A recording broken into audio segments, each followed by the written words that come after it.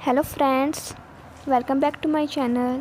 Friends, आज हम पढ़ने वाले हैं विभाजन से उत्पन्न हुई समस्याएं। यानी कि आज ये हमारी 4th वीडियो है। ठीक है, 4th पार्ट है ये राष्ट्रीय निर्माण की चुनौतियों का। तो आज हम पढ़ेंगे विभाजन से उत्पन्न क्या क्या समस्या थी। यानी कि जब हमारा देश भारत आज़ाद हुआ था उस टाइम पे भारत और पाकिस्तान के बीच में क्या क्या समस्याएं थी। ठीक है, भारत आज़ाद हो गया था 15 अगस्त सन 1947 को। तो उस टाइम पे भारत दो भागों में बट गया था। एक तो भारत, ठीक है, हो गया था, और एक पाकिस्तान मुस्लिम लीग ने जो है पाकिस्तान की मांग रखी थी। तो अंग्रेज़ों ने यह मांग स्वीकार कर ली और उनको पाकिस्तान दे दिया गया। तो उसमें भारत का विभाजन हो गया था। तो उससे उत्पन्न क्या क्या समस्याएं हमारे सामने आई थी। तो फर्स्ट समस्या है उसमें भौगोलिक दूरी की समस्या। यानी कि जब पाकिस्तान बन गया था भारत की आज़ादी के बाद, तो उस टाइम पे जो है पाकिस्तान, मतलब एक तो पूर्वी पाकिस्तान था, एक तो पूर्व में था और एक था पश्चिम में। ठीक है फ्रेंड्स, एक पूर्व में था और एक पश्चिम में था। यानी कि पाकिस्तान एक नहीं था। जो पाकिस्तान एक तो पूर्व में हो गया और एक पश्चिम में हो गया, और इनके जो बीच की जो क्षेत्र है इनके बीच का, वो क्या हो गया, एक पूर्व में हो गया और एक पश्चिम में। और जो इनके बीच का जो क्षेत्र है ये, इसमें हिंदू मुस्लिम मतलब सारे धर्मों के लोग रहते थे, ज़्यादातर हिंदू थे। तो मतलब उनके बीच समस्या ये थी कि इसकी भौगोलिक दूरी हो गई। मतलब कि पाकिस्तान इतना बड़ा, मतलब इतने बड़े दायरे में फैला हुआ है और बीच में से पाकिस्तान नहीं है। यहाँ पे पाकिस्तान है और यहाँ पे पाकिस्तान है, बीच में पाकिस्तान नहीं है ना। तो ऐसी समस्याएं हो गई थी। तो ये फर्स्ट समस्या थी पाकिस्तान के बीच में। ठीक है, तो पाकिस्तान एक पूर्व में था और एक पश्चिम में था। आप ये ध्यान रखिएगा फ्रेंड्स। ठीक है, तो इसके बीच में भौगोलिक दूरी की समस्या सबसे बड़ी थी। तो नेक्स्ट है शरणार्थियों की समस्याएं। यानी कि भारत के आज़ाद होने के पश्चात भारत में जो मुस्लिम थे वो पाकिस्तान में जाने लग गए, और पाकिस्तान में जो हिंदू लोग थे या सिख लोग थे जो भी, तो वो भारत में आने लग गए। तो इस वजह से हमारे देश में और पाकिस्तान में दोनों को एक ही चुनौती का सामना करना पड़ा। यानी कि जो शरणार्थी थे उनकी रहने की, खाने की व्यवस्था कैसे की जाए। इतनी बड़ी, मतलब बहुत ही भारी संख्या में शरणार्थी भारत से पाकिस्तान गए थे और पाकिस्तान से भारत आए थे। तो उनके लिए रहने खाने पीने की व्यवस्था करना बहुत बड़ी समस्या थी। ठीक है फ्रेंड्स, नेक्स्ट है देसी रियासतों के विलय की समस्या। यानी कि हमारी जो भारत देश तो आज़ाद हो गया था, लेकिन कुछ रियासतें थी, यानी कि जो राजा महाराजाओं की जो है रियासतें थी, तो जो कि हैदराबाद, जूनागढ़ और मणिपुर वगैरह, तो उनके विलय की समस्या बहुत बड़ी थी। जो कि हमारे सरदार वल्लभ भाई पटेल जी ने आज़ादी के पश्चात हमारे देश में देसी रियासतों का विलय किया था। ठीक है, तो उनके विलय की समस्या बहुत बड़ी थी कि उनको हिंदुस्तान में कैसे शामिल किया जाए, कहीं वो पाकिस्तान में शामिल ना हो जाए। इसी वजह से उनके देसी रियासतों के विलय की समस्याएं भी बहुत बड़ी थी। नेक्स्ट, तो क्योंकि वे बहुत बड़ी बड़ी रियासतें थी इसलिए, है ना। नेक्स्ट है धर्मनिरपेक्षता की समस्या।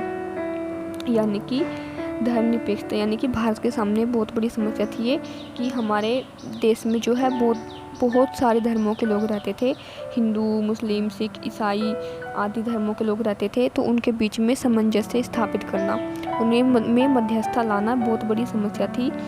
तो मतलब उनको एक करके उनमें एकता की स्थापना करना, अपने देश में एकता की स्थापना करना राष्ट्रीय निर्माण में।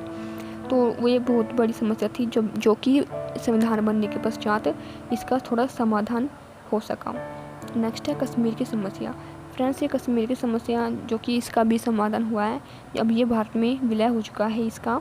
तो पहले क्या था कि 1947 में इसके जो राजा थे हरी सिंह, उन्होंने भारत में कश्मीर के विलय की घोषणा कर दी थी।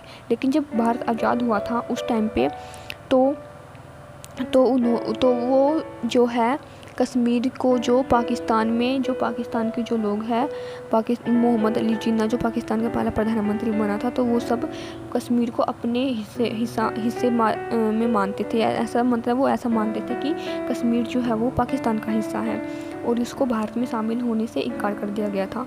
तो इस पे बहुत मतलब इतनी बड़ी लंबी लड़ाई चली है। जवाहरलाल नेहरू जी ने मतलब इसको रोक दिया था। लड़ाई चली थी उसी टाइम पे, भारत आज़ाद हुआ था तब, कि पाकिस्तान से भी आए थे, ठीक है, जवान, और भारत से भी गए थे। तो फिर युद्ध विराम हुआ था जो जहाँ पे है वहीं पे, तो इसीलिए जहाँ पे भारत पहुँच पाया जहाँ तक, वहाँ तक ही इसका भारत का अधिकार हो गया कश्मीर पे। जहाँ तक पाकिस्तान पहुँच पाया वहाँ पर पाकिस्तान का अधिकार हो गया। वहाँ तक कश्मीर पाकिस्तान का है और वहाँ तक जो कश्मीर है वो भारत का है, ऐसे हो गया था। तो ये कश्मीर समस्या का समाधान जो कि अभी हुआ है ना। तो ये बहुत लंबे समय तक इसमें विवाद चला था, जो कि हरी सिंह जो इसके राजा थे, तो उन्होंने वैसे भारत में विलय की इसकी घोषणा की थी, बाद में इसको विलय नहीं किया गया वैसे, ठीक है। तो ये आप देख लीजिए, ये कुछ समस्याएं हैं, भौगोलिक दूरी की समस्या है भारत पाकिस्तान, जो कि पाकिस्तान के बीच में, पूर्वी पाकिस्तान और पश्चिमी पाकिस्तान। नेक्स्ट है शरणार्थियों की समस्या, जो ये दोनों देशों के बीच में थी। फिर देशी रियासतों की विलय की समस्या, ये भारत में थी। धर्मनिरपेक्षता की समस्या भी भारत में थी, और कश्मीर समस्या ये बता दी गई। और विभाजन से उत्पन्न हुए अच्छे व बुरे परिणाम क्या थे। तो अच्छे परिणाम क्या थे फ्रेंड्स, कि विभाजन हो गया था, तो क्या है, विभाजन होने के बाद जो है जो भारत दो हिस्सों में बट गया था, एक तो भारत हो गया था और एक पाकिस्तान हो गया था।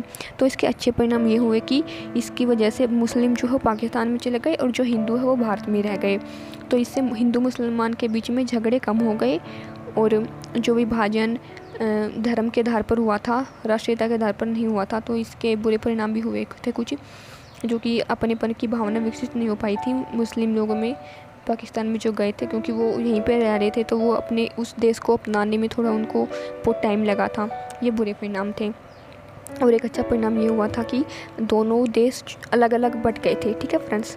तो एक तो पाकिस्तान हो गया था और एक भारत हो गया था, तो जनसंख्या जो कम हो गई थी, है ना। पाकिस्तान में मुस्लिम चले गए थे, और हिंदुस्तान में जो है वो हिंदू लोग, सिख लोग, मतलब हिंदुस्तान में अल्पसंख्यकों की संख्या वैसे तो काफ़ी है। तो उस टाइम पे मतलब विभाजन के पश्चात, अलग अलग होने के पश्चात संख्याएँ भी है, जो हमारे जो अल्पसंख्यकों की संख्याएँ है वो कम हो गई थी, है ना। तो इसी वजह से अब हमारे देश के जो नेता हैं वो अपने देश का विकास करने के लिए बहुत ही उनको एक मौका मिल गया, मतलब या उस टाइम पे भारत जो है वो एक महाशक्ति के रूप में उभरा था विश्व पटल पर, क्योंकि जनसंख्या कम होने के कारण जो है भारत का विकास बहुत ही अच्छे से हो पाया। तो ये एक बहुत अच्छा परिणाम था, ठीक है। तो विभाजन से उत्पन्न अच्छे व बुरे परिणाम बस यही थे फ्रेंड्स। तो ये हमारी वीडियो थी, और इससे नेक्स्ट वीडियो में मैं आपको बस एक लास्ट रह गई है, उसमें मैं आपको इम्पोर्टेंट क्वेश्चन बता दूंगी इस लेसन के, जो मोस्ट इम्पोर्टेंट क्वेश्चंस हैं, जिनको कि एग्ज़ाम में आने के पूरे चांसेस हैं जिनके, और जिनको लर्न करके आप बहुत अच्छे स्कोर प्राप्त कर सकते हो अपने एग्ज़ाम में, ठीक है फ्रेंड्स। Okay, bye bye.